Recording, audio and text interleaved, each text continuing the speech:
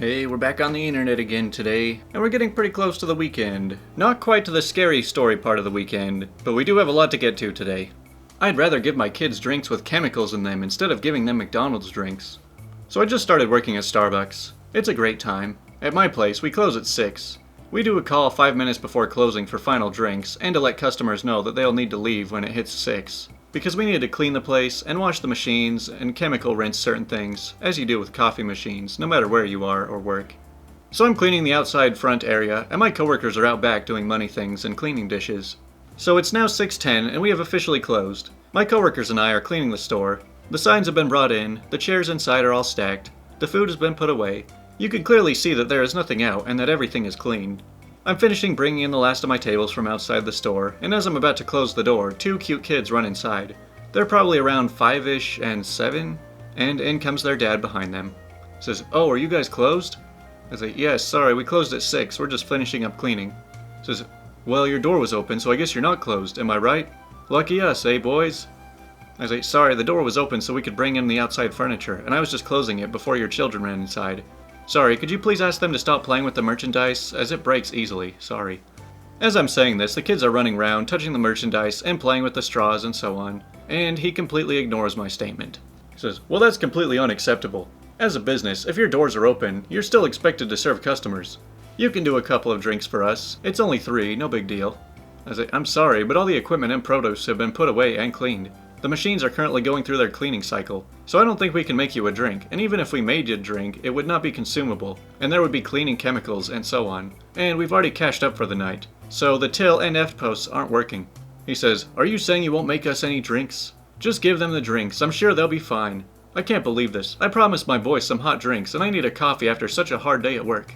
Just make us our drinks and we'll head off." He's like, "I'm really sorry about this, but we can't make you any drinks. They would not be consumable at this time. I think there's a McDonald's a minute down the road. You could get some drinks there." As I said this, he got a lot closer to me. I'm about 5'4", and he was probably at least 6'1", and he pretty much just started to yell in my face. Says, "Why would you tell me to go to McDonald's? I'm not that cheap, and my kids deserve better. The drinks are horrible there, and not good for kids. Stop whatever you're doing and make our orders. Your customer service is horrendous. Is there anyone else here?" By this time, my other coworkers had noticed this loud noise, and had come out anyway.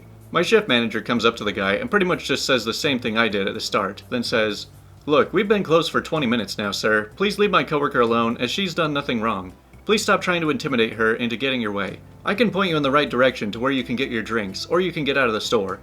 The entitled dad looked pretty flustered by having a male come out and tell him what's what. So he tells the kids to go, and he leaves and slams the door. So my shift manager is pretty cool, and I'm happy I didn't have to deal with him any longer. You know, the way I see it whenever I'm in a job, the more bosses I have, the better. Because that's just another person that I can pass on all of the issues that I don't want to or just am unable to solve. But honestly, the strangest thing in this story is, why would a Starbucks close at 6 p.m.? What kind of restaurant closes down as everyone is getting off work? How dare you scare my child at a place where we paid you to scare us? So I work as an actress in a haunted house. I love this job so much. I look forward to it every year. Now, we have an age limit. You have to be 16 or older to attend alone. Anyone younger must be accompanied by a parent. We really stress that anyone below the age of 16 really shouldn't go through it all. It's not meant for kids. But a lot of parents for some reason don't understand this. Now on to the story. So my job is to roam around the lines outside of the attraction to entertain customers while they wait to enter the house. I take pictures with them, scare them, basically put on a show to entertain them. As I'm stalking around, I see a small child in line. Wonderful, someone brought a kid. That means lots of crying. However, the kid made eye contact with me and smiled. Now, we do have the occasional brave kid who actually enjoys it. I assume this was the case. I slowly walk towards her, drooling and putting on my usual zombie show. This girl can't be older than 8. As I get closer, I see that she's getting a bit more uncomfortable, so I back off a bit. I give her a little wave, let her know that I'm friendly and don't want to bother her. She waved back, and her mom turns around to see what she was waving at. She flipped out. She starts screaming at me that I was a pervert for looking at her daughter, that I was scaring her and should be ashamed of myself. How dare I scare her daughter? I traumatized her for life, blah blah blah. All the while, her daughter is more afraid of her own mother than the zombie in front of her. I lower my voice so no other customer can hear, as I don't want to break character too much. I explain that she paid for her daughter to come in here. We scare people at the haunted house. If she's really that scared, I'd be happy to escort them out. That seemed to make her even more upset, and said I was discriminating her and her daughter just because she's a child. That's when she broke a major rule. She shoved me. I mean shoved. I fell backwards into a big mud puddle. No, I've been pushed before. Some people just have that reaction when they're scared, and they quickly apologize. I wasn't hurt, just dirty. However, this was on purpose, not an accident. The policy says I have to report it. I went over to the police we have on scene, and they had to escort the mom and daughter off the property. The mom was screaming the whole time about what a ripoff this was, how they have child predators working here, blah blah blah. Lesson to all parents out there, if you bring your kid to a haunted house, be aware that we are going to scare them. It's just our job. You know, as I've mentioned a few times recently, I also work at a haunted house, just like out in front, out in the lines and stuff. And when I see people that are too terrified to even get through the line, I just have to be like, you know, if out here is too scary for you, you're not going to stand a chance once you get inside. You must get a doctor's note. So I'm a grown man, and I can tell when I am sick. I know my body a little better than a doctor does in terms of recovery, and if it's something I'm not sure of, I will see a doctor. But my place of work has this silly rule that if you're going to be out 3 days, you have to have a doctor's note. Anyway, I got food poisoning the other day. It was the middle of the night, right before I was going to go in bed, before it started to hit, and I knew what was coming. It was going to be 36 hours of running to the bathroom, followed by 24 hours of being super tired from not having eaten for the last 2 days, and not having had any sleep for the last 48 hours. It's a full 3-day recovery for me. The first 36 are really the worst, though. So I called in sick on Tuesday and Wednesday, and was going to call in sick on Thursday too to get my much needed rest, and be 100% for work on Friday. I know this is what's going to happen, but when I called in this morning, I was told I have to get a doctor's note to miss this day. It's stupid, because what is a doctor going to tell me that I don't already know? But my doctor also hates these types of rules, so she had my back. I went to her in the morning and told her what my work said. She asked if I maybe might have the chills during my time being sick, so I said yes. She said she doesn't feel comfortable saying it was just food poisoning, and is going to say it could have been stomach flu. She's writing me a note to be out until Monday now. So now I have 2 days of just rest and relaxation, followed by the weekend. Thanks for forcing me to go into the doctor. You know, if you were ever confused as to what malicious compliance really means, I think this story really just sums it up very clearly. It's like, oh, you're gonna force me to do something? Well, it's probably gonna backfire on you. Well, now to finish off these stories, I think this is the first time we've had one from TalesFromTheSquadCar. Tales of a flashlight cop. So it's a rare day for me. For one, I'm working the day shift. 2, I'm in a vehicle this time. It's a brutally hot day in mid-July. All things considered, it's relatively quiet for how packed the city has been recently. With this in mind, I planned on sitting quietly in my car with the AC blasting, and finishing the latest episode of It's Always Sunny in Philadelphia, while avoiding all human contact. Due to the male redneck version of the mythical Karen, this was not to be. Central to any unit near the beach off Pond Avenue. Nope, not today, Satan. I waited, hoping to hear any unit nearby pick it up. I needed to see if Rickety Cricket could turn his life around after finding his dad. Central to any unit near the beach off Pond Avenue, reference disorderly subject. Dang it, Cricket would have to wait. Baker 12 to Central, go ahead. 12, respond to beach off pond for disorderly subject. Lifeguards are calling about a subject who refuses to take his tent down. I hate everyone. 10-4, en route. My city has a pretty big lake that becomes a tourist destination in the summer. People flock from all over to go swimming in the detritus, and filth that accumulates there. With that in mind, the city hires lifeguards to protect their tourists who bring in so much money. The downside is, a lot of rules follow that are designed to keep everyone safe. One of those is city tent ordinances. The ordinance basically states you can't have overly large tents or canopies put up. This is to help with overcrowding. It also preserves the lifeguards' ability to see their water. To combat this, the city has a designated guard who goes around to enforce the ordinances. Unfortunately, his lack of people skills often ensures people argue with him, hence me being called. Baker 12, show me on scene. 10-4, 12. I walk myself up to the waiting lifeguard, doing my best to hide my annoyed expression. Howdy, Paul, I got a call saying you needed us? Yeah, Nick, I talked to that guy over there. His tent is blocking the lifeguard's view of the water, and is generally too big to even be on the beach. I look over at the group in question. It was a gentleman with a stained work shirt you'd see on your average building contractor, some beat-up jeans and boots. He was also with what I presumed was his wife and child. Got it, I'll have to talk with them. How much trouble did they give? He was just rude in general and said he wouldn't take his tent down at all. I sighed inwardly. Understood, I'll be right back. I walk over to the couple in question. Howdy guys, I'm Officer Slice with the Tired of This BS Police Department. I understand you don't want to take your tent down? The woman responded, That's right, our daughter is in this tent and we want to keep her protected from the sun. I completely understand that. Your child's safety comes before anything else. Unfortunately, due to the city ordinance, you will have to take this down. Can I suggest you get a few umbrellas from the gentleman renting them out there? Or, City Hall also offers free tents, specifically for infants that you can keep her in. The husband decides it's time to butt in. That's complete BS. Who decides this tent is too big? Well, sir, the city ordinance is anything bigger than 48 inches by 48 inches. I can tell just by looking at your tent that it's too large. I'm 6'4" and it comes to my shoulders. That's how you measure it? I'm not taking it down unless you get a tape measure. I paused for a second here, extremely grateful they couldn't see my eyes rolling behind my sunglasses. No, sir, it's coming down now. If I measure it, and when it's outside of the limits, I'll be forced to cite you. Right now you can take it down while I'll go on with our day. Remember, you can get a free tent to borrow from a lifeguard. Fine, we'll take it down. Thanks for ruining our day. Yes, sir, y'all take care now. I walk away and nodded to Paul, indicating it was taken care of. Baker 12 to Central, show 1 warning given for a tent violation. I didn't bother to hide my sarcasm over the radio this time. 10-4, 12. Based on the attitude of the gentleman, I decided to check back in a bit. Hopefully he'd listen, get a replacement, and take it down.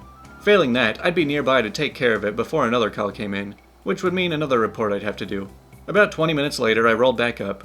A visibly frustrated Paul was watching them laze about in the tent, while people did their best to navigate their way around all the space they took up.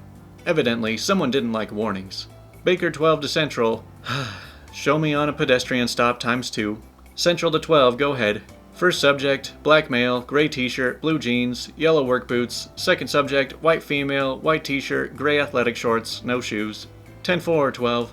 Be advised, this is reference to the tent violation from earlier. Man, I hate saying this over the radio. I walk back up to the couple. Hey y'all, we spoke earlier about the tent. Do you still intend to take it down? The wife responds, we're just going to keep it up. I'll just take the ticket. Ma'am, I don't want to give you a ticket. The husband jumps in again. Show us where it says we can't have this tent. Sir, you walked past a sign with an exact picture of your tent saying it isn't allowed. The exact ordinance is City Ordinance 193 2B, tent ordinances. Well, we're keeping it up. I paused again to take a deep breath. The pettiness of the situation was beginning to annoy me. Alright, I said in a cheery voice. Who does the tent belong to? The wife responds, it's hers. Okay, ma'am, I need your ID, please. Why? Because I'm going to issue you a citation. You'd have thought I kicked her baby based on the husband's response.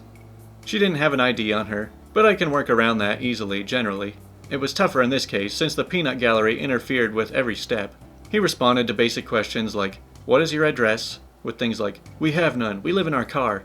We played the annoying game of me asking for information, with him chiming in while his wife talked over him, giving the required information.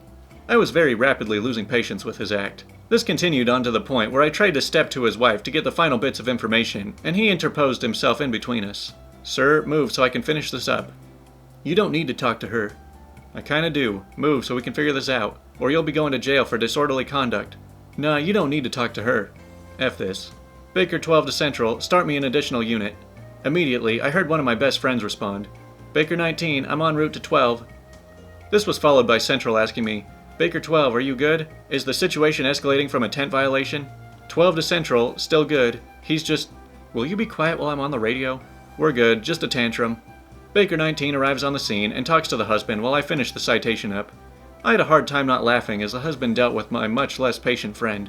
Let me pause to add, I love my friend to death. He's loyal to a fault and will always back his friends, especially when he thinks someone is coming at someone he cares about unjustly.